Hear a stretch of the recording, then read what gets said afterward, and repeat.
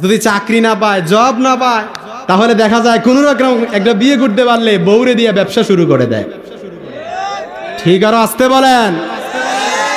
ফেসবুকে কাপল ব্লগের নামে যে সব নোংরামি চলছে, মনে রাখো মুসলমান, এই জায়গা থেকে আমি তোমাদেরকে সাবধান করে দিচ্ছি, এই কাপল ব্লগের নামে যে সব নোংরামি চলছে, যে স্বামী তার স্ত্রীকে অশ্লীল আর বেহায়াপনার দিকে ছেড়ে দিচ্ছে, যেসব স্বামী তার স্ত্রীকে দিয়ে ব্যবসা করছে, ওই সব স্বামীদেরকে কিয়ামতের ময়দানে in the day of judgement দায়ুসদের কাতারে আল্লাহ পাক শামিল করাবেন। ঠিক কিনা বলেন? দায়ুস হচ্ছে ওই ব্যক্তি যে তার স্ত্রীর ব্যাপারে, বেপরদার ব্যাপারে সম্যক অবগত থেকেও কিছু বলে না।